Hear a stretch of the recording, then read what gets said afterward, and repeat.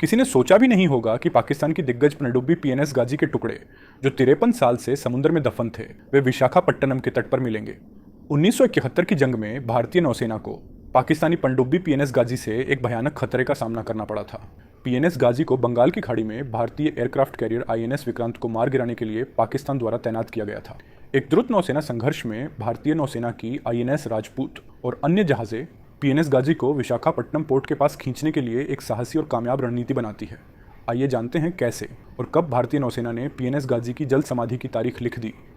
8 नवंबर 1971 पाकिस्तानी पनडुब्बी पीएनएस गाजी के कप्तान जफर मोहम्मद खान ने ड्राई रोड स्थित गोल्फ क्लब में गोल्फ खेलना शुरू किया ही था कि उनके पास संदेश पहुंचा कि वो तुरंत लियाकत बैरक स्थित नौसेना मुख्यालय पहुंचे।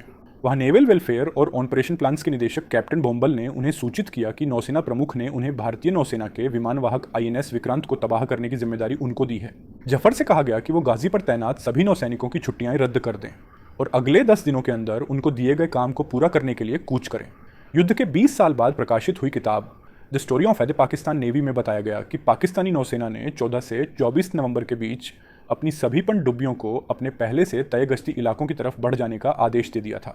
गाजी को सबसे दूर बंगाल की खाड़ी में जाने के लिए कहा गया, जहां उसको भारतीय विमानवाहक पोत विक्रांत को ढूंढने और बर्बाद करने की जिम्मेदारी दी गई। इस फैसले की रणनीतिक समझदारी पर कभी सवाल नहीं उठाए गए। पाकिस्तान के पास गाजी ही अकेली ऐसी पनडुब्बी थी जिसमें इतनी दूर जाकर दुश्मन के नियंत्रण वाले जल क्षेत्र में अपने लक्ष्य को प्राप्त करने की क्षमता थी। अगर गाजी विक्रांत को डुबोने या नुकसान पहुंचाने में सफल हो गई होती तो उसका भारत की नौसैनिक योजनाओं को बहुत नुकसान पहुंचता।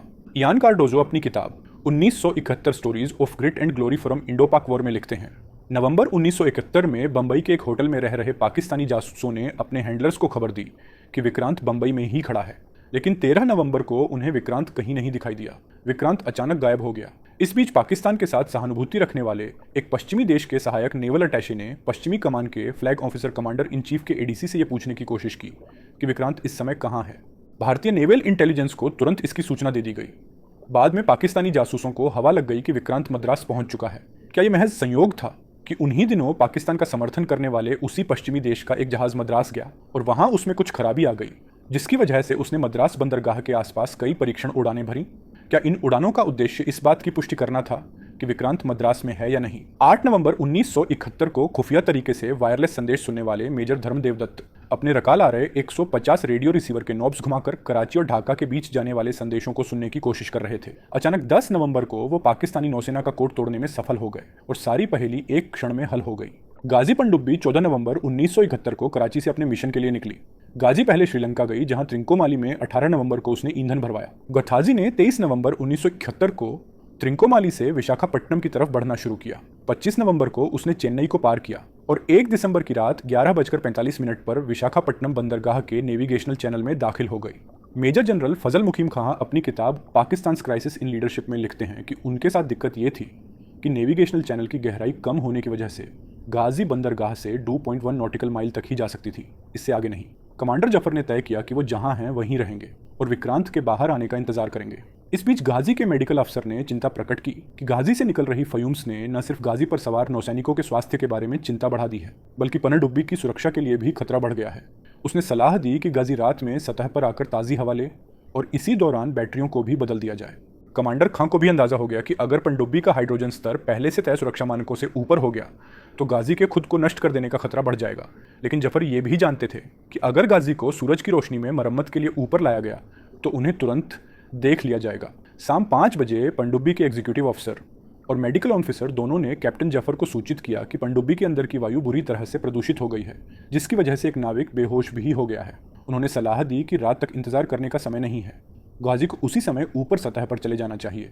कैप्टन जफर ने आदेश दिया कि गाजी को पेरिस्कोप के स्तर तक ले जाकर पहले बाहर का जायजा लिया जाए। वहां से पेरिस्कोप से बाहर के दृश्य का जायजा ले रहे कैप्टन जफर सन्न रह गए। उन्होंने देखा कि मुश्किल से 1 किलोमीटर की दूरी पर एक बड़ा भारतीय पोत उन्हीं की दिशा में बढ़ता चला आ रहा है। जफर ने बिना समय गंवाए गाजी को नीचे डाइव करने का आदेश दिया। जफर के आदेश के 90 सेकंडों के अंदर गाजी फिर से समुद्र के तल पर चली गई। 1 मिनट के अंदर भारतीय पोत गाजी के ऊपर से गुजर गया। तभी तय हुआ कि गाजी 3-4 दिसंबर की रात को 12 बजे ऊपर जाएगी और 4 घंटे मरम्मत का काम करने के बाद सुबह 4 बजे फिर नीचे आ जाएगी।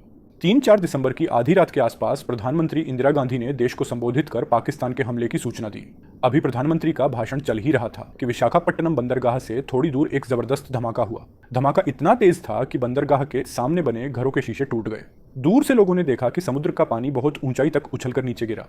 विस्फोट का समय 12:15 बताया गया। बाद में गाजी से मिली घड़ी से पता चला कि उसने इसी समय पर काम करना बंद कर दिया था। इस कहानी का सबसे बड़ा मोड़ यह था कि विक्रांत विशाखापट्टनम में था ही नहीं।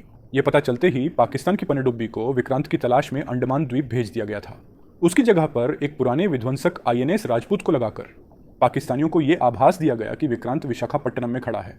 1971 में पूर्वी कमान के प्रमुख वाइस एडमिरल N कृष्णन ने अपनी आत्मकथा अ सेलर्स स्टोरी में लिखा है, राजपूत को विशाखापट्टनम से 160 किलोमीटर दूर ले जाया गया। उससे कहा गया कि वो विक्रांत के कॉल साइन का इस्तेमाल करे और उसी रेडियो फ्रीक्वेंसियों पर खूब सारी रसद की मांग करे जो कि विक्रांत जैसे विशालकाय जहाज के लिए जरूरी होती हैं। PNS गाजी कैसे डूबी, इसे लेकर कई विवादास्पद अटकलें हैं। भारतीय नौसेना इस बात का दावा करती है कि उसके लड्डू पोत INS राजपूत ने गाजी को डुबोया है।